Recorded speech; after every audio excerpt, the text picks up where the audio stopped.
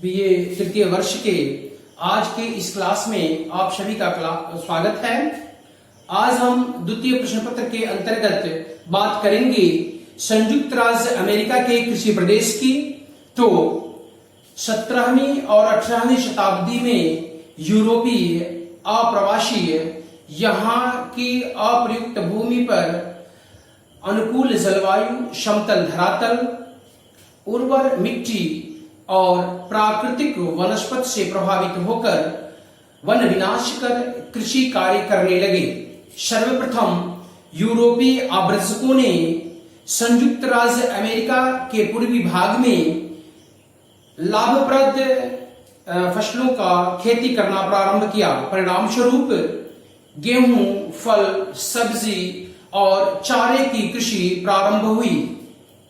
कृषि भूमि उपयोग प्रारूप, फसलों का विशेषीकरण, परिवेश की अनुकूलता और बाजार के प्रभाव को ध्यान में रखकर वेकर महोदय ने संयुक्त राज्य अमेरिका को 9 कृषि प्रदेशों में विभक्त किया है।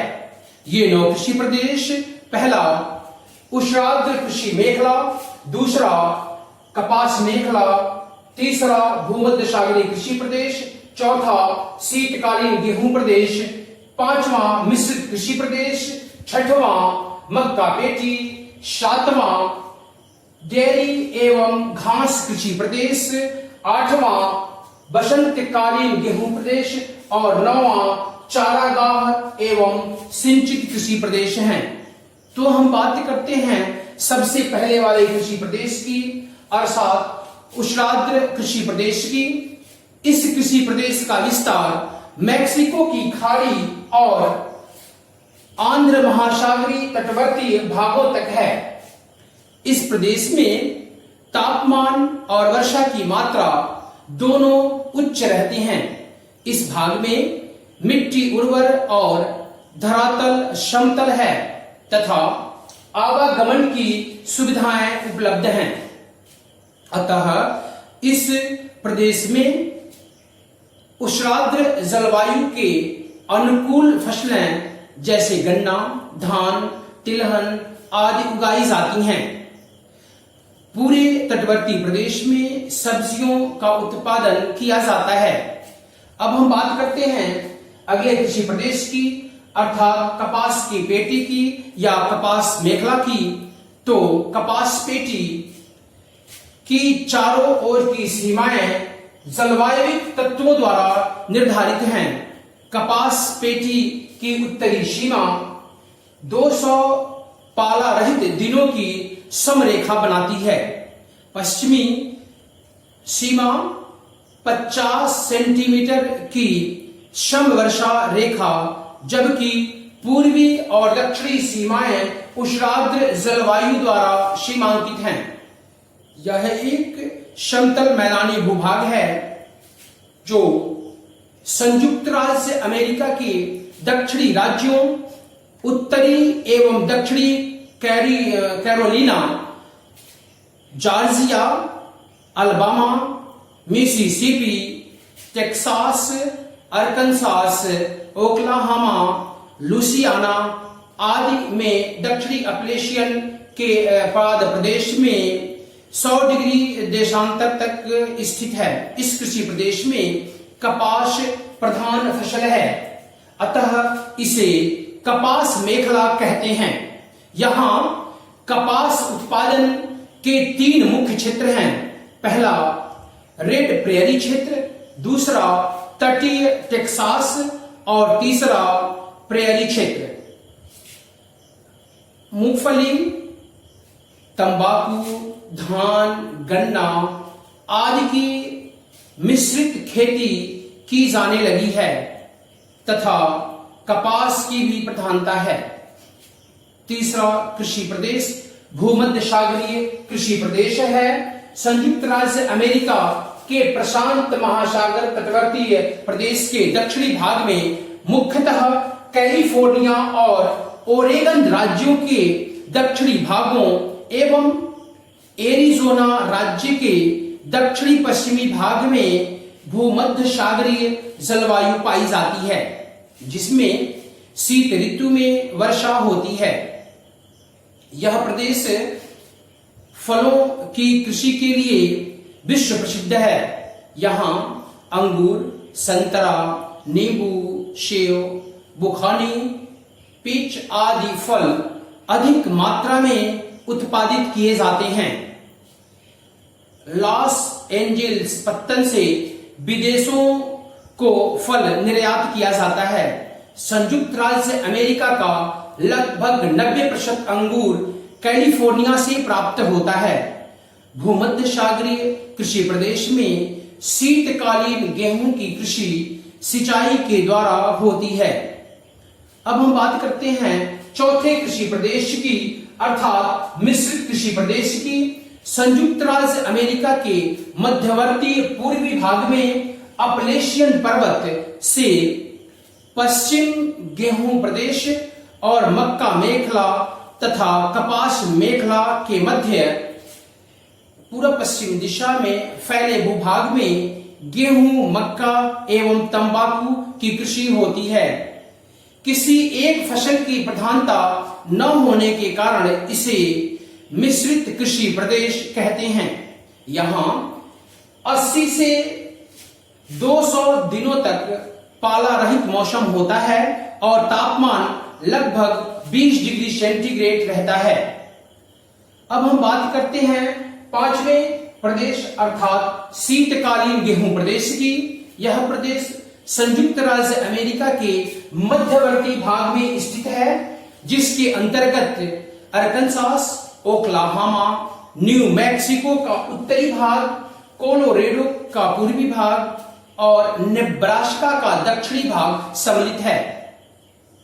इस प्रदेश की पश्चिमी सीमा पर 25 सेंटीमीटर और पूर्वी सीमा पर 75 से 80 सेंटीमीटर तक वर्षा होती है। अतः शीतकालीन कठोर गेहूं की खेती बृहद फार्मों में कृषि यंत्रों के द्वारा की जाती है। फल परिणाम स्वरूप प्रति हेक्टेयर उत्पादन यहाँ अधिक होता है। इस क्षेत्र में ग्रीष्मकालीन शुष्क कृषि के अंतर्गत सोयाबीन, घास तथा चारे की अन्य फसलें उगाई जाती हैं।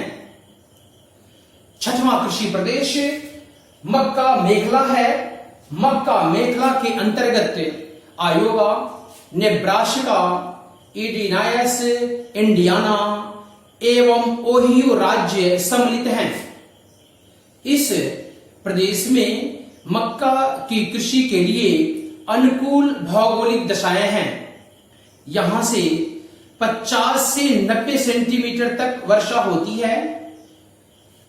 इसकी पूर्वी सीमा पर अपलेशियन पठार है, जबकि दक्षिण में हिमोड प्रभावित प्रदेश है। यहाँ की प्रेयरी मिट्टी मक्का की उपज के लिए अधिक अनुकूल है। संयुक्त राज्य अमेरिका की मक्का की पेटी में विश्व का लगभग 45% मक्का उत्पादित होता है। अगला प्रदेश डेयरी एवं घास कृषि प्रदेश है। यह प्रदेश महान झीलों के चारों ओर संयुक्त राज्य अमेरिका के पूर्वोत्तर राज्यों Wisconsin, Michigan, Pennsylvania, New York, Vermont, New Hampshire और मेन राज्यों में विस्तृत है। इस प्रदेश का धरातल उबड़ खाबड़ है और साथ ही शीत ऋतु में हिमपात होता है। वर्षा 50 सेंटीमीटर से अधिक होती है और वाष्पीकरण कम होता है। इन भौतिक दशाओं के प्राकृतिक एवं मानव द्वारा विकसित चारागाह स्वाभाविक रूप से उग आते हैं। नदी घाटियों में अल्फाफा घास उगाई जाती है। चारागाहों एवं घासों की कृषि पर आधारित पशुपालन प्रधान उद्यम है। अब हम बात करते हैं 8वें कृषि प्रदेश अर्थात वसंतकालीन गेहूं प्रदेश की। तो यह प्रदेश संयुक्त राज्य अमेरिका के मध्य उत्तरी भाग में कनाडा की सीमा पर उत्तरी एवं दक्षिणी डकोटा, मोंटाना, मिनेसोटा राज्यों में 80 किलोमीटर की चौड़ाई में और 300 से 750 किलोमीटर की लंबाई में विस्तृत हैं। ऊपरी भाग में शीत ऋतु अधिक कठोर होती है, वर्षा कम होती है, किंतु बर्फ के पिघलने से गेहूं की कृषि के लिए जल की प्राप्ति हो जाती है। गेहूं की कृषि बड़े बड़े फार्मों में मशीनों के द्वारा की जाती है। यहां गेहूं का निर्यात किया जाता है। इस गेहूं प्रदेश को विश्व की रोटी की कटोरी कहते हैं। संयुक्त राज्य अमेरिका के पश्चिमी भाग में कोलंबिया पठार, वाशिंगटन एवं इडाहो राज्यों में भी वसंतकालीन गेहूं उत्पन्न किया जाता है। अब हम बात करते हैं अगले और अंतिम कृषि प्रदेश की, अर्थात चारागाह एवं सिंचित पृथ्वी प्रदेश की। तो यह प्रदेश संयुक्त राज्य अमेरिका के पश्चिमी पर्वतीय एवं पठारी भागों में विस्तृत है। यहाँ अर्ध शुष्क जलवायु दशाएं पाई जाती हैं। इस विशाल प्रदेश के समतल तथा उर्वर मिट्टी वाले भागों में घासें उत्पादित की जाती हैं। रॉकी के वृक्ष छाया प्रदेश में प्राकृतिक घास स्वाभाविक रूप से उगती है। यहाँ वार्षिक वर्षा 40 सेंटीमीटर से भी कम होती है, जो कृषि के लिए अपर्याप्त है। शीतकाल में हिमपात के कारण मौसम प्रतिकूल होता है।